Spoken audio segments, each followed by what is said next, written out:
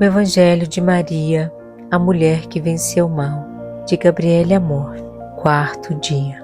O matrimônio desejado por Deus. Agora, tentaremos refletir sobre a terceira condição desejada por Deus para preparar Maria para a encarnação do Verbo.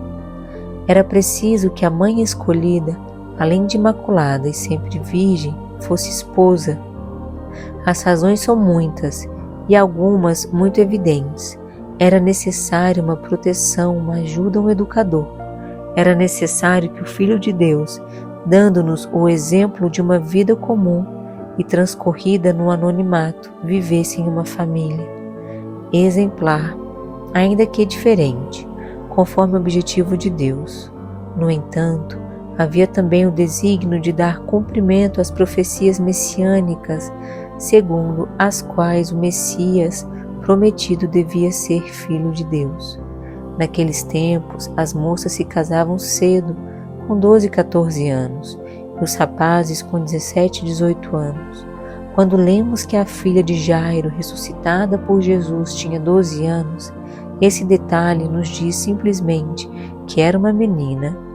Por outro lado, é um dado importante, estava na flor da idade, quando o pai se preocupava em encontrar um esposo para ela, levando-se em conta esses costumes e a pouca idade.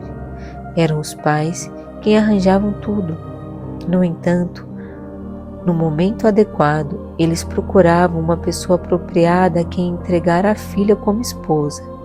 As negociações começavam e estabelecia-se o moar, ou seja, o pagamento em dinheiro ou bens que os aspirantes a esposo devia pagar aos pais da esposa.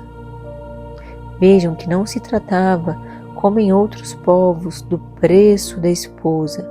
Era um pequeno patrimônio de garantia que os pais guardavam, mas que pertencia à esposa, que podia ter a posse dele em caso de viuvez ou divórcio.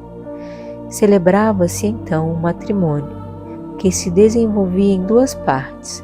Primeiro, na casa da esposa, na presença dos parentes mais próximos, era feita a declaração do matrimônio. Chamá-la noivado gera mais confusão,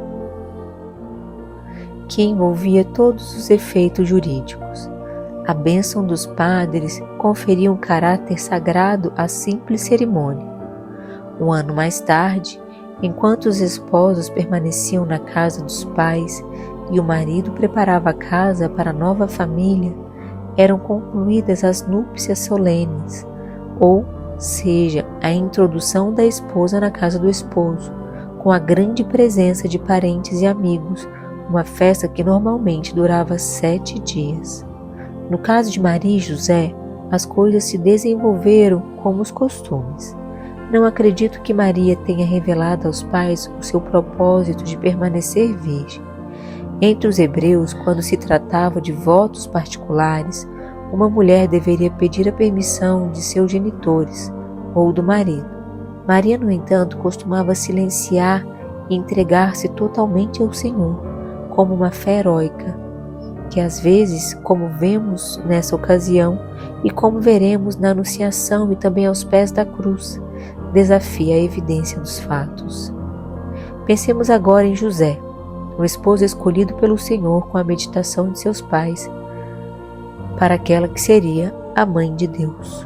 O próprio nome já nos lembra de José, o hebreu, que salvou aquele primeiro núcleo do povo hebreu, formado pela numerosa família de Jacó. O Evangelho nos traz informações preciosas de São José.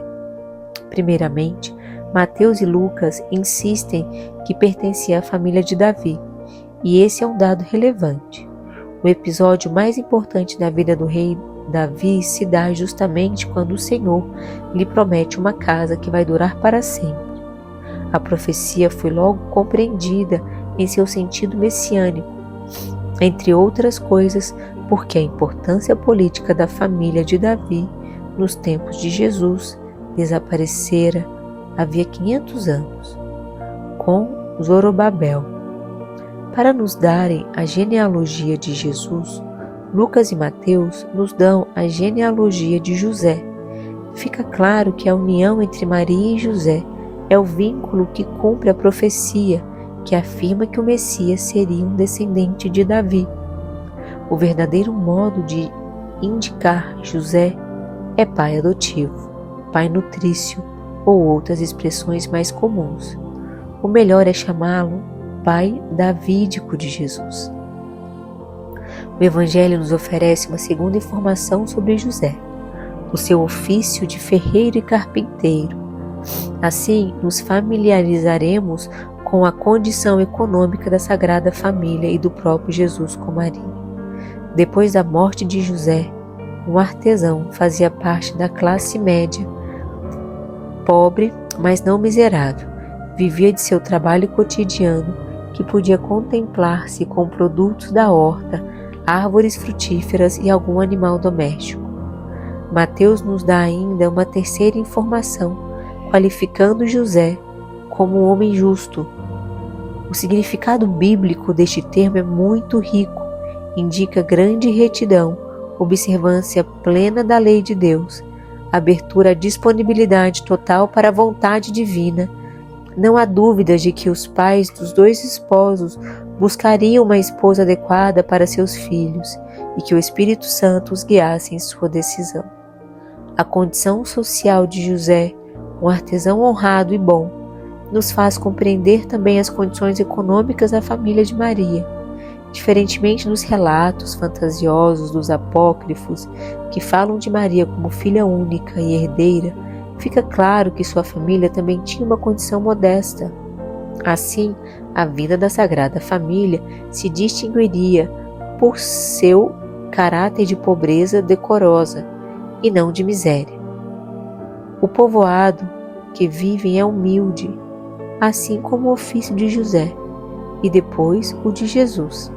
A vida que vivem em Belém é pobre, assim como a oferenda que fazem ao templo na ocasião da apresentação de Jesus, 40 dias depois de seu nascimento. Maria e José pertenciam àqueles pobres de Javé, que glorificam a Bíblia, pois se abandonam confiantes no Senhor. O Senhor os revela e os encontra sempre dispostos a executar seus grandes planos. A pobreza e o Evangelho caracteriza como bem-aventurada, até a propor como escolha voluntária.